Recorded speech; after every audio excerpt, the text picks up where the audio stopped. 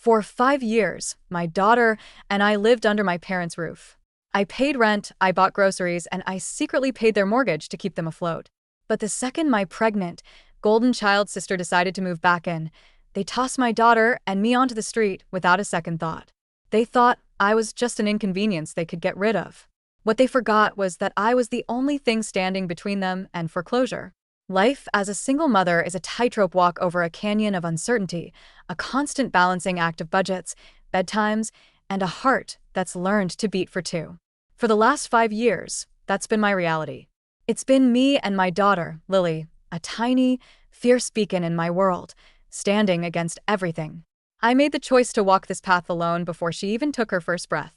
Discovering that her father's promises were as hollow as his apologies, his infidelity during my pregnancy, a betrayal so profound it severed any lingering hope, was the catalyst. I packed his bags, filed for child support that trickles in with the consistency of a leaky faucet, and began the arduous task of rebuilding my life from the ground up. At the time, returning to my childhood home felt like the only logical port in a storm. My parents, Emily and Robert, had extended an olive branch, and I, exhausted and vulnerable, had accepted. Family, I reasoned, is the one safety net that's supposed to never break. For a while, the arrangement was functional, if not entirely warm. I paid them a steady rent, contributed to groceries, and kept my and Lily's corner of the house immaculate. It felt fair. My mother had even promised to watch Lily a few days a week, a pledge that quickly dissolved under the heat of her own convenience. The promised days of engaged babysitting morphed into afternoons of Lily being plopped in front of the television, a flickering electronic babysitter, while my mother declared herself too swamped to help. It wasn't the nurturing environment I'd envisioned, but Lily was safe, and the financial relief allowed me to slowly, painstakingly, build a small savings. It was a fragile piece, one I didn't realize could be shattered so completely until the day Mia returned. The memory is seared into my mind, the exhaustion of a long workday clinging to me as I walked through the door, my entire being yearning for the simple comfort of holding my daughter. And there she was, my younger sister, the perpetual golden child, lounging on the sofa as if she were a queen holding court. A smug, self-satisfied smirk played on her lips, her profoundly pregnant belly a prominent feature in the landscape of our living room. She barely tilted her head in acknowledgement as I entered. Our relationship had always been a fractured, contentious thing. Growing up was a masterclass in parental favoritism. I was the responsible one, the benchmark against which Mia's wild, bratty behavior was measured, but never truly punished. If she shattered a priceless vase, my parents would somehow find a way to trace the fault back to me. You should have been watching her, they'd say. If she instigated a screaming match, I was instructed to be the bigger person. This dynamic didn't fade with age. It festered, metastasizing into something far more toxic in adulthood. A few years prior, Mia had married Ben, a man whose job had whisked them away to Germany. I had naively hoped the thousands of miles of ocean between us might act as a balm, a chance for our fractured relationship to heal, or, at the very least, for the resentment to fade. Instead, my parents elevated her to near-mythical status. Every phone call was a gushing tribute to Mia's bravery, her sophistication, her glamorous new life abroad. Meanwhile, I was navigating the treacherous terrain of single motherhood, juggling a demanding job, a newborn, and a partner who had vanished. My struggles were met not with praise, but with a dismissive, "Well, that's just what being an adult is." So, seeing her there, ensconced on the couch, the air thick with her entitlement, was a visceral shock. 1,000 questions swirled in my head, but my mother swept in before I could voice a single one. Her tone unnervingly cheerful. "Oh, Mia's back for good," she announced, as if this were the grand prize in a lottery I didn't even know I was playing. "For good?" I managed to ask, my voice a tightrope of feigned neutrality. Mia, without shifting her gaze from the television, answered with her signature brand of condescension. "Yeah, we're staying. Ben got a corporate transfer back to the States. It's just easier for us to be here. You got a problem with that?" I clamped my jaw shut, the bitter taste of reality flooding my mouth. This wasn't a visit. It was an invasion. "Ben has company housing arranged," my mother continued, oblivious to the storm brewing inside me, "but we thought it would be best for Mia to stay here with us through the pregnancy and after the baby arrives. You know, so we can help her." The words echoed in the cavern of my memory. Help her. When I was pregnant, Adrift in a sea of fear and uncertainty, my mother's help had been a distant, almost non-existent shore. She hadn't offered me a room, hadn't offered to cook a single meal. I had been forced to hire a nanny, my salary stretched to its breaking point because she couldn't be bothered. But for Mia, for the golden child, my parents were ready to move mountains. My mother was already fluttering around her, a handmaiden to her pregnant princess, fetching snacks and fluffing pillows. And what about the space? I pressed, the question a desperate plea for logic. There's not exactly a lot of room for another two people. Before my mother could offer another placating platitude, Mia fired back. Don't you worry about it. We'll make it work.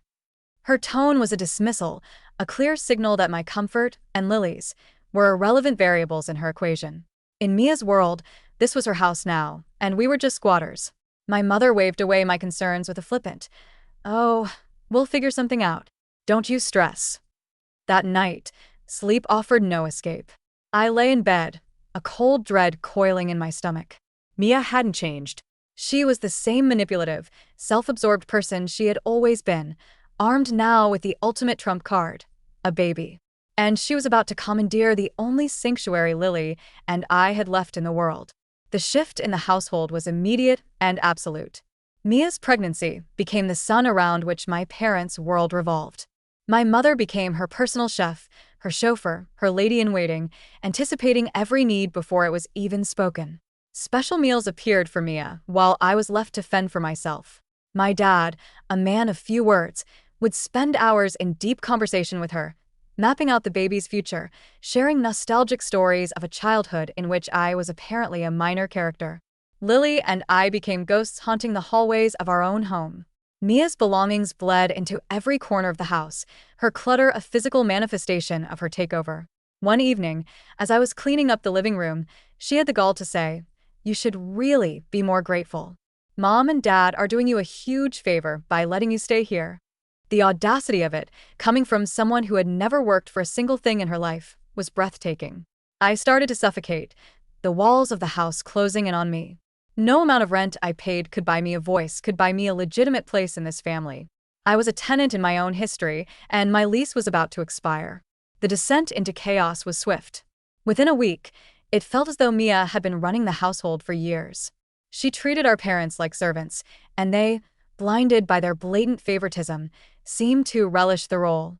I was a ghost, a necessary inconvenience tolerated only because I contributed financially. The whispers of the coming storm began as subtle shifts in the atmosphere. Mia's complaints about the crowded house grew louder, more frequent. A dramatic, long-suffering sigh would escape her lips every time I entered a room. "It's impossible to relax with all this chaos," she declared, gesturing vaguely at Lily, who was quietly coloring at the kitchen table. Chaos. My daughter was the calmest, most considerate child, yet Mia spoke of her as if she were a one-girl demolition crew. My mother, ever the apologist for Mia's behavior, pulled me aside one evening. "You have to understand, sweetheart, she's pregnant," she whispered, as if this were a revelation. "The hormones can make one so sensitive to noise." I wanted to scream that I had been pregnant too, that I had navigated that hormonal minefield while holding down a job and dealing with a cheating partner, all without a fraction of the support Mia was receiving. But I knew it was useless. The complaints soon escalated to demands. "I need the guest room for the nursery," Mia announced one afternoon. The statement dropped into the air like a royal decree. I looked up from where I was helping Lily with a puzzle. "You mean my bedroom?" I asked, my voice dangerously quiet. "Well, yeah, obviously," she scoffed, as if I were a particularly dense child. "It has the best light. You and Lily can move your things down to the basement or something." The sheer, unadulterated entitlement of the suggestion stole my breath. "Excuse me? I pay rent for that room. You can't just demand I move out." Mia rolled her eyes and pivoted to my mother, the ultimate arbiter in all disputes. "Mom, will you please tell her to stop being so dramatic? It's not a big deal. It's temporary." My mother's eyes darted between us, a flicker of discomfort in their depths. "Sweetheart," she said, her voice dripping with false sympathy, "can't you just make things a little easier on everyone? Mia really needs the space more than you do right now." In that moment, the final illusion of my place in this family shattered. My contributions, my history in this house, my needs as a mother, none of it mattered. Mia's whims were law. I refused. I stood my ground, my refusal a small act of rebellion in a kingdom where I had no power. But the atmosphere in the house grew thick with unspoken resentment. My parents' silence was a condemnation, a clear and painful alignment with my sister. The final, brutal act came on a Tuesday. I remember the weariness in my bones as I drove home from work, the only bright spot the thought of Lily's hug. But when I pulled into the driveway, my heart stopped. There on the front lawn, like discarded trash, sat my life. Suitcases, boxes of clothes, Lily's toys, everything we owned, piled unceremoniously on the grass. And next to the pile, sitting on the bottom step of the porch, was Lily, her small body trembling as she clutched her worn stuffed bunny. "Mommy," she whimpered, her eyes wide with fear. "Why are our things outside?" A cold, hard rage, unlike anything I had ever felt, crystallized in my chest. I knelt and pulled her into a fierce hug, murmuring reassurances I didn't feel. "It's okay, baby. Let's go inside and figure this out." I pushed open the front door and was greeted by a scene of grotesque normalcy. Mia was lounging on the couch, scrolling through her phone. My dad was watching television in his armchair. My mom was in the kitchen, humming. It was as if evicting their own daughter and granddaughter was as mundane as taking out the garbage. "What is this?" I demanded, my voice shaking with a fury I could barely contain. Mia didn't even look up from her screen. "We needed the space," she said, her voice bored. "You were taking up too much room." My mother finally turned, a dish towel in her hands. "Sweetheart, you knew this wasn't a permanent arrangement," she said, her calm tone a match to the gasoline of my anger. "Mia is pregnant. She needs peace. It's time for you to find your own place." "My own place?" I repeated, the words incredulous. "I pay you rent every month. I help with everything. And you just throw us out on the lawn?" My dad finally spoke, his eyes still glued to the television. "It's for the best. You're a smart girl. You'll figure it out." The casual cruelty of it, the complete and utter lack of remorse, was a physical blow. And Mia, my sister, was soaking it all in, a triumphant smirk playing on her lips. She had won. She had successfully purged us from her kingdom. I knew then that any further argument was futile. They had passed judgment, and the sentence was exile. I looked at their three faces, a tribunal of selfish indifference, and a cold resolve settled over me. I took Lily's hand, turned my back on them, and walked out of that house for the last time. As I closed the door behind me, I paused and looked back. "You will regret this," I said, my voice low and steady. It wasn't a threat. It was a promise. That night, in the sterile anonymity of a cheap motel room, with Lily sleeping soundly beside me, the hurt gave way to something else. It was the chilling realization that my family had made a fatal miscalculation. They saw me as a tenant, an inconvenience they could easily dispose of. They had forgotten one crucial detail. Years ago, when their credit was in shambles, I had co-signed the refinanced mortgage on their house. And for the past 3 years, as they had forgotten to make payments, it was my money from my second job that had kept the bank from foreclosing. They hadn't just kicked out their daughter. They had kicked out their lifeline. And I was about to cut the rope. The first call I made the next morning was to the bank. My voice was devoid of emotion as I informed the representative that I would no longer be making payments on the loan associated with my parents' address. "Are you certain, ma'am?" the man on the other end asked, a note of concern in his voice. "Missing payments will initiate foreclosure proceedings." A grim smile touched my lips. "That's fine," I said. "The house isn't mine anyway." The second call was to a lawyer, who confirmed what I already suspected. My regular rent payments had established me as a tenant, and their actions constituted an illegal eviction. The knowledge was a shield, another layer of armor. Finding a new home for myself and Lily became my sole focus. The search was a grueling marathon of dead ends and disappointments, but finally, I found it, a small, clean one-bedroom apartment in a quiet neighborhood. It was modest, but it was a fortress. It was ours. It didn't take long for the panicked calls to begin. My mother was the first to break.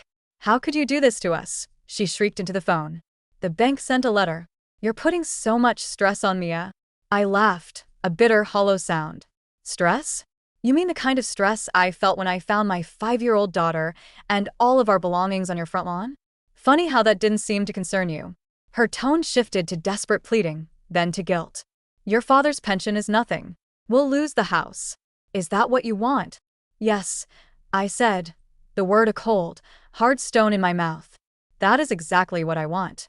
My dad's voicemail was a pathetic attempt at invoking a sense of duty I no longer felt. Family takes care of each other, he'd mumbled. You're being selfish. The hypocrisy was so profound it was almost comical. And then there was Mia. Her texts were a masterclass in passive-aggressive manipulation. Thanks for ruining my pregnancy, one read. Another attempted to use my own child against me. What kind of example are you setting for Lily? Teaching her to abandon her family? I deleted every message without a reply. A few weeks later, the foreclosure notice was officially served. My mother's hysterical phone call was the sound of reality crashing down around her. They're going to take the house, she wailed. You have to do something. Do something? Like what? Move back in? I asked. She sobbed that Mia, delicate, fragile Mia, couldn't handle this kind of stress. She's not as strong as you, she cried. Oh, so now I'm strong, I retorted. That's a new one. All my life, I've been second best. Now that you need something, I'm the strong one. You made your choice, Mom. Figure it out. While their world imploded, mine began to bloom. The tiny apartment became a haven of peace. Lily and I filled it with laughter, with fairy lights, with the quiet joy of a life lived on our own terms. One evening, as I tucked her into bed, she looked up at me with her wide, serious eyes. I like it here, Mommy, she said. It feels safe. The simple, profound truth of her words brought tears to my eyes. This was all that mattered. As the foreclosure date loomed, their desperation reached a fever pitch. Relatives were enlisted to call me, armed with a heavily redacted version of the story in which I was the heartless villain. Mia's social media became a shrine to her victimhood, filled with cryptic posts about how some people value money more than family. A friend sent me a screenshot. Why is Mia telling everyone you made her homeless? I didn't bother to correct the record. The truth had a way of revealing itself. The cracks in their perfect family unit began to spiderweb into gaping chasms. I heard through the grapevine that Mia was furious with our parents, blaming them for their financial incompetence. Her husband, Ben, who had been quietly footing their bills, finally reached his breaking point. Shortly after their baby was born, he left, citing irreconcilable differences, a polite euphemism for being tired of his wife's toxic, entitled drama. My parents were forced to sell off their belongings and move into a cramped, rundown apartment. My mother took a part-time job, her first in decades. Their comfortable life, built on a foundation of my silent sacrifice, had crumbled to dust. One evening, months after it had all begun, my mother called. Her voice was a fragile, trembling thing. She begged me to come over to their new apartment. Against my better judgment, I went. The place was even more depressing than I had imagined. It was small, dark, and smelled of defeat. And there they were, the three architects of their own misery. We made a mistake, my mother whispered, tears streaming down her face. We need your help. Mia, ever defiant, chimed in. You put us in this mess. If you hadn't stopped paying the mortgage, I cut her off with a sharp laugh. If you hadn't thrown me and the person paying your mortgage out, you mean? For the first time in my life, I saw my mother snap at her. Mia, stop. This isn't helping. They pleaded for money, for help with rent, for a bailout they hadn't earned. I looked at their desperate faces and felt nothing but a cold, quiet finality. No, I said. You told me to figure it out. Now it's your turn. I walked out of that apartment and never looked back. The calls eventually stopped. I heard that Mia had ended up in a women's shelter, still blaming the world for her problems. My parents were barely scraping by. And me? I was thriving. I had a better job, a bigger apartment, and a life filled with a peace I had never known. Lily was happy. She was safe. My family had made their choice, and I had made mine. And in the quiet moments, watching my daughter sleep, I knew I had won the only thing that ever truly mattered, our freedom.